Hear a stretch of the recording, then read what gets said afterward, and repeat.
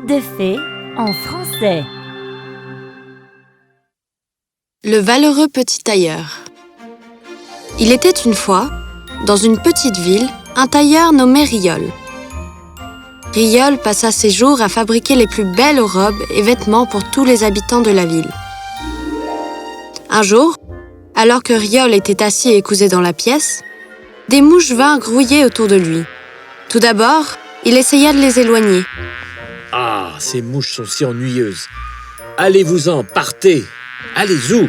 Ah, elles sont parties enfin. Elles pensaient faire un match avec moi? Ah, d'autres mouches maintenant. Je dois être aussi doux que de la confiture pour qu'il y en ait autant. Disparaissez. Allez-vous-en. Oh, 7 mouches mortes. J'ai chassé 7 mouches tout seul. Les mouches ont tellement peur de moi. Je suis une personne courageuse. Le monde entier devrait être au courant de ça. Alors, il prit tout ce qu'il pouvait trouver dans sa maison, mais il n'y avait qu'un morceau de fromage. Il le mit dans sa poche et entreprit d'annoncer au monde sa bravoure. Alors qu'il voyageait, il vit un oiseau coincé dans un buisson. Je sens que cet oiseau pourrait être utile pour moi. Alors, il mit le petit oiseau dans son sac et reprit son chemin. Finalement, il arriva à une colline. Riol était fatigué de marcher autant. Alors, il décida de se reposer. Ah, cette marche était si fatigante. Ce rocher devait être parfait pour reposer mon dos. Ah, c'est tellement... Oh! Riol fut très surpris, car le rocher qui s'était éloigné n'était pas un rocher du tout. En levant les yeux, Riol vit qu'il s'était posé contre le pied d'un géant. Et maintenant, le géant était là, énorme, menaçant le pauvre petit Riol. Mon Dieu, un géant. Le rocher était son orteil. Pas étonnant que c'était si malodorant. N'appelle pas mon orteil malodorant, toi, petit humain insignifiant. Tu sais pas qui je suis. Je suis le géant le plus puissant qui ait jamais existé sur cette planète. J'ai vaincu de nombreuses guerres et j'ai mené de nombreuses batailles. Tu n'as jamais entendu parler de moi? Non. Mais avez-vous entendu parler de moi? C'est moi qui en ai chassé 7 tout seul. 7? Oui, 7, tout seul. Mais qu'est-ce qu'il a chassé? C'étaient des hommes? Étaient-ils des géants? Et s'il s'agissait de mouches? Non, personne ne se vanterait de chasser des mouches. Très bien, alors, laisse-moi tester ta force. Tu peux faire ça? Le géant leva un énorme rocher et l'écrasa entre ses mains. Il se brisa et se réduisit en poussière. C'est tout? Moi, je peux transformer un rocher en eau. Riol sortit le fromage de son sac et le serra fortement. Le géant regarda le liquide s'écouler du fromage. Il ne savait pas que c'était un fromage et crut ce que Riol lui dit. Très bien. Mais voyons comment tu lances. Et il ramassa un rocher et le jeta loin dans les airs. Il atterrit très loin dans un bruit assourdissant. Voyons, voir si tu fais mieux. C'est la chose la plus facile que vous m'avez demandé. Il fouilla de nouveau dans son sac et sortit l'oiseau. Il le cacha bien entre ses mains et il le lança de sorte que le géant ne pouvait pas voir que c'était un oiseau et non un rocher. L'oiseau, extrêmement heureux d'être libéré, s'envola dans le ciel. Comment tu as fait cela? Mon rocher est tombé au sol. Pourquoi ton rocher n'a pas fait la même chose? Parce que je l'ai bien mieux lancé. Ça veut dire que vous êtes plus faible que moi. Ah, vous sentez mauvais. Je ne sens pas mauvais. Bon, je dois ramener cet arbre dans ma grotte. Tu dois m'aider à le porter. Es-tu capable de le faire? Bien sûr que je peux le faire. Vous pouvez porter le tronc, je porterai les branches. Mais le tronc semble plus lourd. Pourquoi devrais-je le porter? Grand géant, parce que le tronc se trouve à l'avant. Et puisque je ne connais pas le chemin de votre grotte, je porterai la partie arrière de l'arbre. Le géant accepta donc la suggestion de Riol.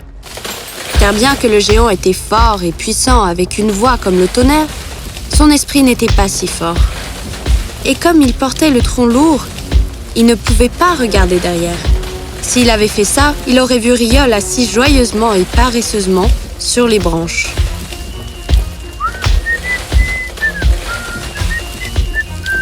Comment peut-il siffler ainsi? Les branches ne sont-elles pas lourdes pour lui? Il doit être fort. Je ne peux pas avoir quelqu'un de plus fort que moi. Je dois me débarrasser de lui. Enfin, ils atteignirent la grotte. Riol sauta des branches et le géant se retourna. N'es-tu pas essoufflé? La marche et l'arbre n'étaient pas trop pour toi? J'en ai chassé 7 avec juste un revers de main. Porter un arbre énorme à travers les collines n'est rien pour moi. C'était très facile. Tu sais, c'est un bon exercice. Pourquoi tu ne passerais pas la nuit ici? À moins que tu aies un endroit où dormir. Non, je n'en ai pas. Ça me plairait de rester ici pour la nuit. Riol et le géant dînèrent ensemble cette nuit-là et finirent par s'endormir. Cependant, le lit de Riol était trop grand pour lui. Alors il alla dans un coin de la chambre et s'endormit là. Au milieu de la nuit, le géant vint dans sa chambre et se pencha au-dessus du lit. Il avait une barre de fer avec lui. Avec la barre, il brisa le lit en 2. Voilà. Maintenant que je me suis débarrassé de lui, je vais bien dormir ce soir. Quand le matin fut venu, le géant était heureux de prendre son petit déjeuner. C'est alors que les portes de la chambre de Riol s'ouvrirent et Riol apparut. Bonjour, monsieur le géant puant. J'ai bien dormi, mais je suis désolé de vous apprendre que votre lit est cassé. Je me suis peut-être trop étiré hier soir. Comment? Mais comment es-tu en vie? Ah, c'est trop pour moi. Le géant, accablé de peur, sortit de la grotte et disparut à jamais. Riol continua son voyage un peu plus. Cette fois, il atteint un royaume, entra dans les jardins et s'endormit sur l'herbe molle. Là, un garde le vit dormir et le réveilla. Qui êtes-vous? Et comment osez-vous entrer dans le grand palais du roi? Dites à votre grand roi que moi, le grand Riol, qui en a chassé 7 tout seul, est venu le voir. Le gardien fut choqué quand il entendit cela. Il accompagna Riol auprès du roi. Waouh! Le palais du roi. Ces mouches m'ont vraiment porté chance. Je vous salue, Majesté. Je suis Riol, le grand homme qui en a chassé 7 tout seul. C'est en effet incroyable à entendre. Mais mon royaume est perturbé par 2 géants. Ils font peur à mon peuple et nous enlèvent nos animaux. Vous devez aller dans la forêt où ils vivent et les attraper. Ces mouches n'étaient pas que de la chance. Si vous y arrivez, vous pourrez épouser ma fille et avoir la moitié du royaume pour vous. Finalement, elles m'ont porté chance.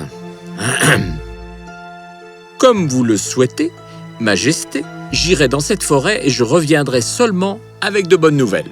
Très bien. Vous pouvez prendre autant de soldats que vous voulez. Mon roi, je n'ai pas besoin de soldats du tout.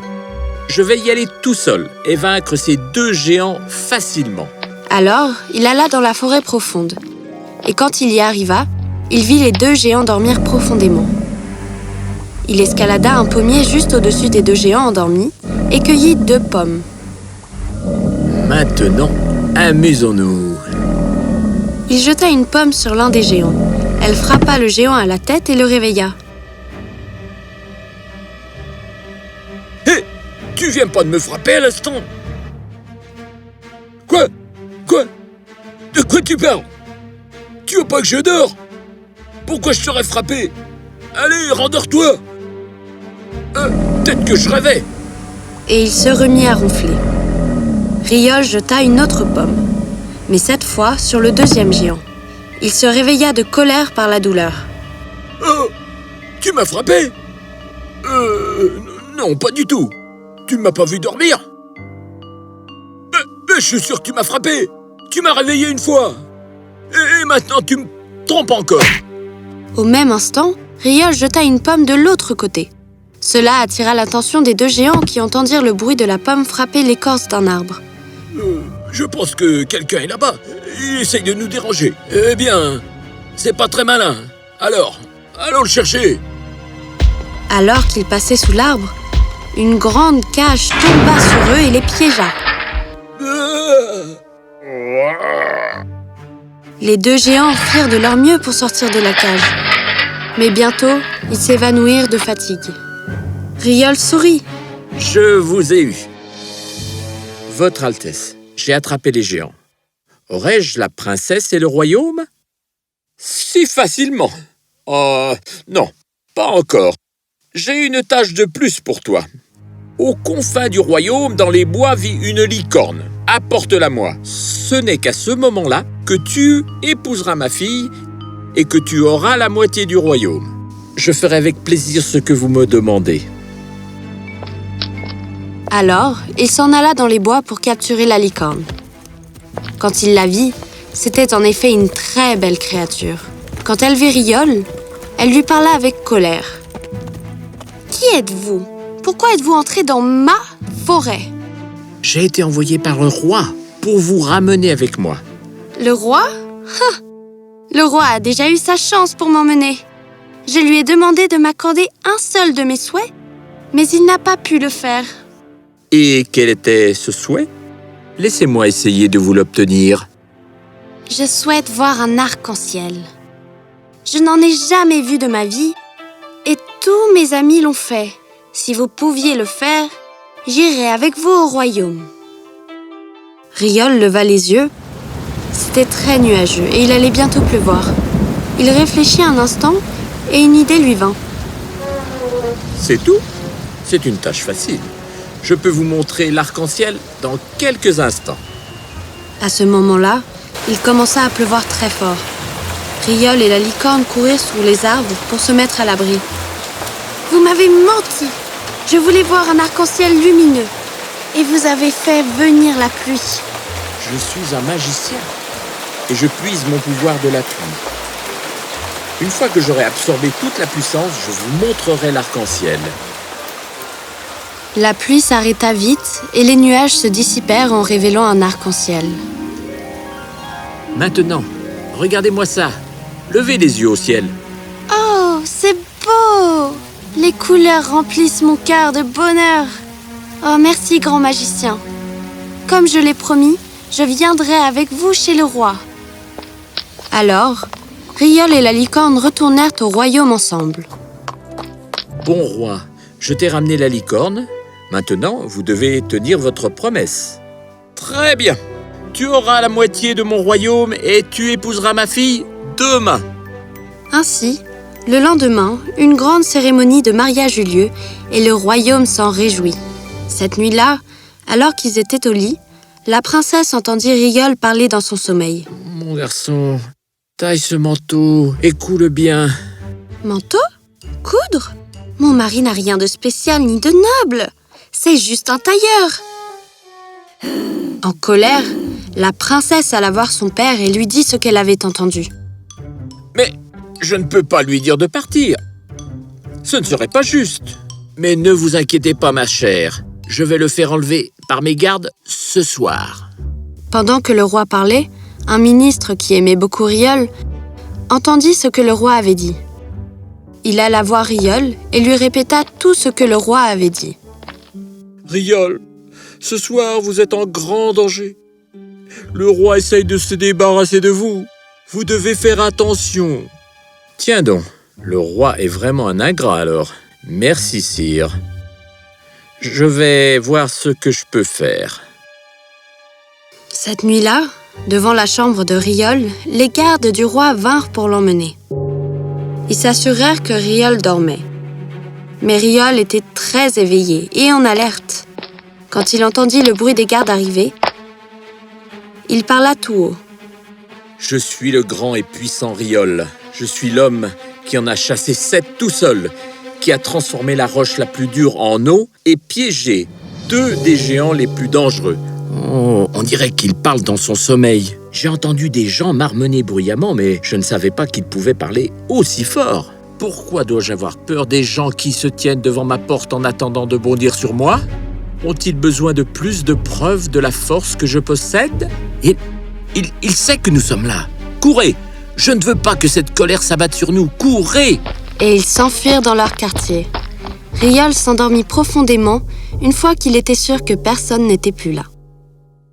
Depuis, Plus personne n'a jamais interrogé Riol sur sa force. Il régnait avec fierté sur la moitié du royaume et jouissait de la vie avec sa femme. Riol ne fut plus jamais fort. Ce n'est pas sa force qui lui donna du succès.